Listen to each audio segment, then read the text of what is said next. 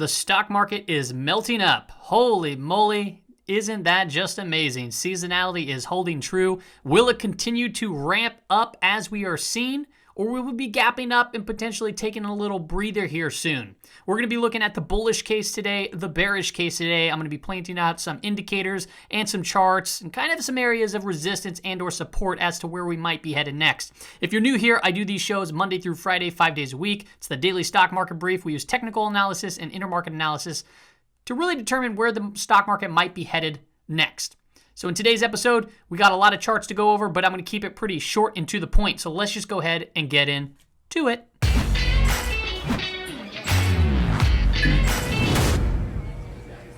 All right, welcome back. We're looking at the market dashboard here. Look at what's leading the way in the sectors. Consumer discretionary. We were talking about this about the previous week, how it was going to be one of these leaders. And the reason why we kind of knew that or felt confident in knowing that was because of its relative strength compared to the other sectors, and that it took a hit a few weeks back during that Archegos hedge fund blow up. And now we're starting to see it kind of pull back up to the top as one of the top leaders. Now, what you don't see here on this screen is also real estate is making actually a little bit of a comeback. It is an improving sector that we're starting to take notice of. Now, it's one of the underperformers here as of today, but I am noticing some relative strength, which I do find interesting, and I will talk more about that in future episodes if that continues to hold. Now, in this episode, I'm also going to talk about a potential opportunity sector, and that will be energy. I'm just going to tell you right now, but I'll explain as to why as we're starting to get a little bit more drawdowns here in the price of energy. So I'm excited to go over this. You can see right here, all green on the left of the screen. So the S&P 500, NASDAQ, NYSE, even the VIX, everything's up right now, and some all-time highs in the indices. I want to go ahead and go over the dollar really quick because I think that the dollar was the driving force for today's price action. All right, we were talking about this rising wedge, and if it breaks above it, I would expect the dollar to kind of come down. And well, you're seeing the dollar, this is a pretty bearish looking candle. We finished on the 200-day moving average. It looks like the dollar is finding some weakness here, but we don't quite know yet. And that's okay not to know, but I want to go ahead and just kind of point out of a few things to consider. All right, so first off, one thing to consider is we're still at the 200-day moving average, so that can act as a level of support. We're above 92 and right around the 20-period moving average. That also can act as the level of support. And as we're pulling down pretty aggressively on the dollar, we don't know if this breakout here is just now consolidating to potentially move higher. All right, and then not to mention all of that, we are breaking out pretty aggressively of a rising wedge pattern, which could be a forceful move, and we talked about this in comparison to the overall strength that April typically has based on seasonality. So what I want to call out here once again is a falling dollar so far looks like it is benefiting equities, which we've been talking about.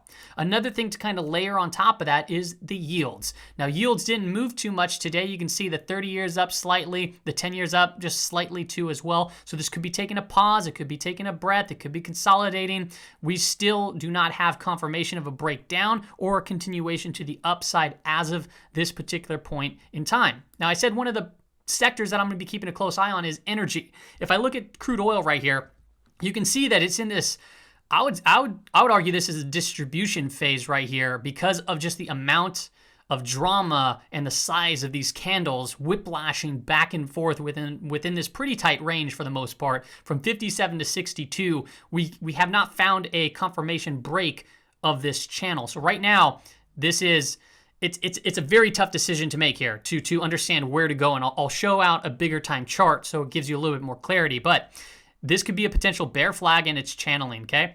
However, it is creating a channel with a lot of high drama candles here, a lot of emotion swinging back and forth, but it is an overall bullish context, right? We had the 50 sloping up, the 200 sloping up, so there's a forceful trend to the upside, which gives a little bit more confidence that a breakdown wouldn't occur. But if a breakdown did occur, where can it go? Well, this area of support right here, right around 54 is where it can go. Now, when I scale that out, and I look at crude oil from a weekly perspective, we've been talking about this. We talked about this $65 to $67 range of resistance. We talked about this 2-year breakout, and breakouts typically sometimes come back and get retested. And it was getting very overbought. So this all looks structurally just makes sense. Now, this doesn't mean that, energy and oil is going to continue to fall over. It might, but it has not been confirmed. So we can't just, say that it is. right now, really what we're seeing from, August or March of the previous year is we're seeing a series of higher highs and higher lows. And right now we're putting in a potential higher low right here. We don't know yet. So I drew out this box right here, this pink box right around 50 to 55, because I have a strong feeling if we see oil come down into this range, into this box, it could offer up a good potential buying opportunity for individual energy type stocks. Now this makes sense to me. You get a breakout, you hit resistance, you come back, you back test right around the 20 period EMA, then you have the confluence area of support here and the trend line breakout. That makes a lot of sense to me. Now I want to point out here too, the price percent oscillator is doing a bearish crossover right here, so that's not the greatest sign from a weekly perspective, but it is still above zero quite significantly, so this could be very temporary. We don't know yet, but from a risk versus reward standpoint, this does make sense. Now, when we look at seasonality, this fits the script. We've been talking about this script in April. It made sense to potentially see a melt-up phase in April, and I'm not to say that it is going to continue to melt up, but it made sense because, one, from a seasonality perspective, two, the dollar was already on a move and is kind of slowing down, and then three, yields also on top of all of that was at this area of resistance. So it just made sense that we'd probably see tech shooting up and these various indices shooting up. Now, when I go into the S&P 500 from the daily perspective, look at this. Look at how April's starting. Just bam, bam, bam, bam. Just gap, gap, gap, gap, and pushing higher and higher. Now, we do have resistance up ahead. You can see this little channel trend line that I kind of drew out here. So keep an eye on that. Our RSI is moving into that overbought territory, but it's not quite there. It still has room to go. So there is still the possibility for further upside. What you want to be careful for is a big gap up and then a move to the downside.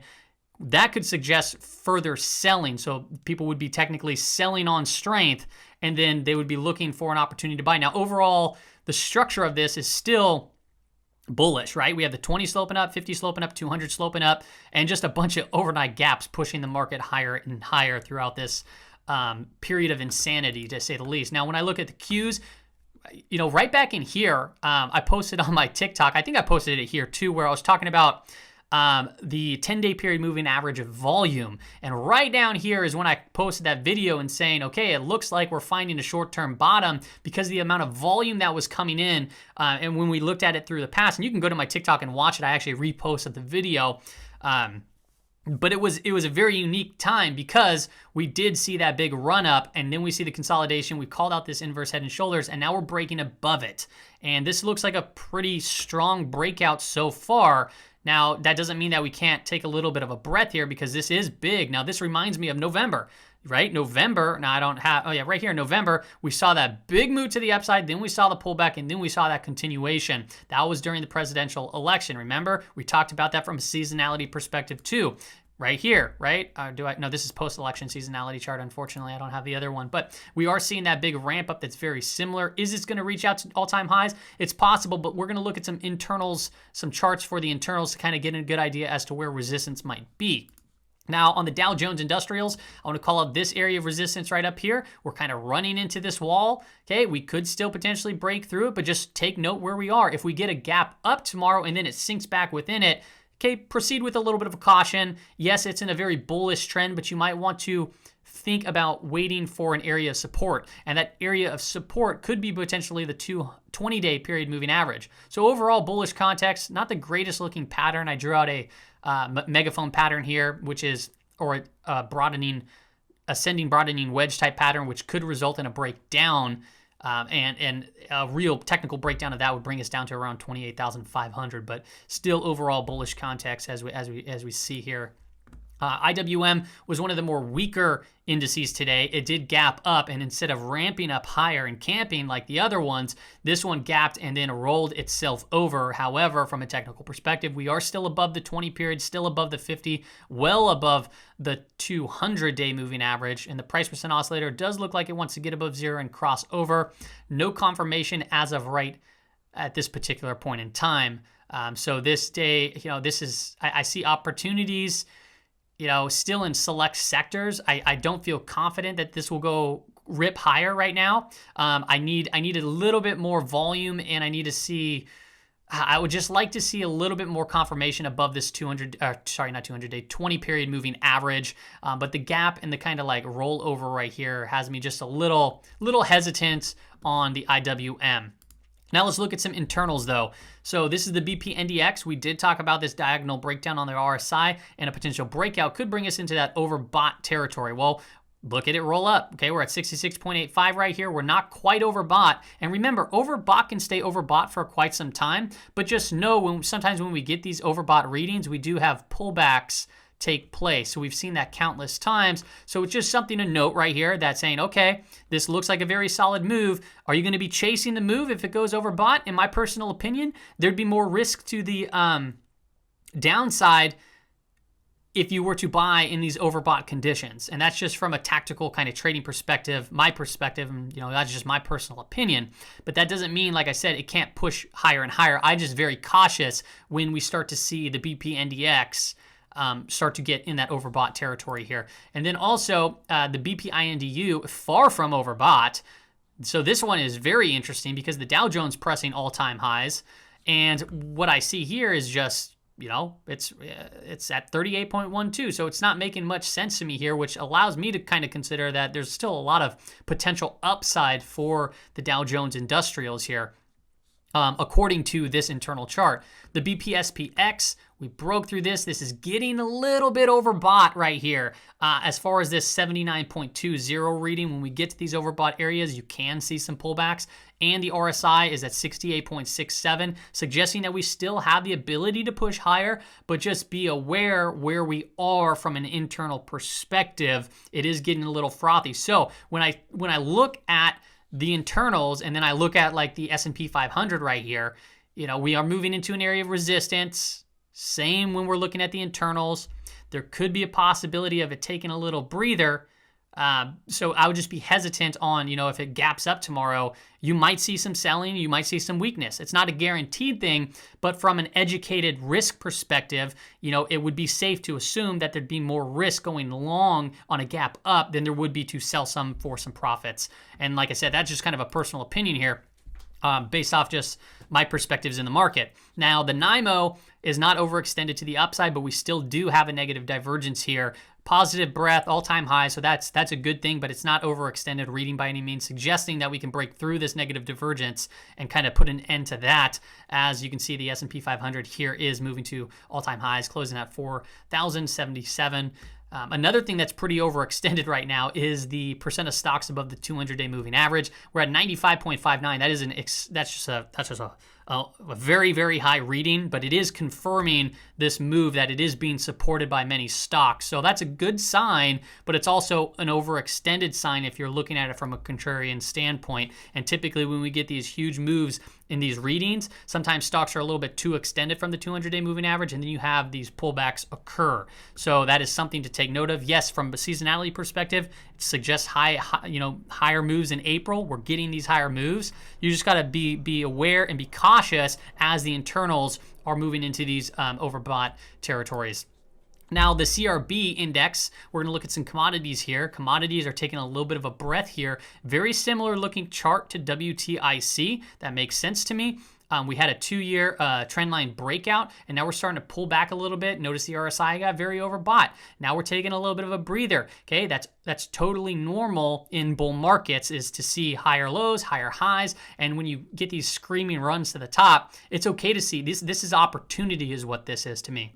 So if we continue to move down here, I drew out this pink box between 175 and 180. That can allow us to find opportunities within the commodity space to potentially get into. So I'm looking at the 20 EMA, and I'm also looking at this trend line, basically a retest, and then we potentially bounce from that area. It makes for a good risk versus reward standpoint. Now, when I look at silver had a little bit of a weak day today, down 17 cents, still within this falling wedge formation. So technically, it's a bullish pattern. However, we are putting in lower lows and lower highs still, and the price percent oscillator is still bearish. So there needs to be confirmation here in order to confirm that silver has some more upside potential, which I think in the long term it does, but also it can drop. If we break through some of these support levels, it can drop significantly still. And yeah, maybe in 10 years, 5 years, who knows the exact time frame, then we'll see these higher highs take place. But just take note that it hasn't broken out. So you need confirmation. And once you have confirmation, you can feel a little bit more confident in the specific trade around silver. And the same thing goes with gold right here. Gold looked very strong the last 2 trading days, but today pump the brakes slightly, right? Very little volume. So this could be just a period of consolidation before we really see a burst above, but it needs to be confirmed. It really does, because we're below the 50, we're below the 200, we're putting in lower highs and we're putting in lower lows. So just be patient with this, because it still has the possibility to fall further down. And if it does fall further down, you do not want to get caught in that for potentially, who knows how long that could be. The overall outlook for gold, in my personal opinion, I have long-term holds, and I plan on holding that stuff for years and years. So I have physical, I have some miners, and I'm pretty happy with that, and I'll add to them on pullbacks. So me personally, I like to see the price go down further and further, but I am positioned that if we do get some insane moves, at least I could benefit slightly from that. All right, that's all I got for you on today's daily stock market brief. So just to wrap up my thoughts and wrap up kind of to the conclusion section, the dollar, if we continue to see the move to the downside, I think that's going to help equities, continue to help equities, but just be mindful of the support levels that fall beneath us. Because if we have support around the dollar area and we bounce from those areas, that would suggest that the internals that we looked at are getting to these overbought readings, and we can see how the equity sector can kind of slow down. All right. So yes, from a seasonality perspective, everything's making sense right now in April, but just be mindful of the internals moving into overextended. So if they get overextended, you want to take some profits. And then when the price starts to pull back, it's still within bullish context, and that allows you to get back in at a better price if we see that little pullback, and then you could buy into support, which makes for a better risk versus reward trade. So once again, we're still in a very tactical environment. Doesn't mean that we can't continue to scream up higher, but like I said, all videos, you just need to be patient, you need to be careful, you need to be tactical, and that's all I got for you on today's episode. See you later.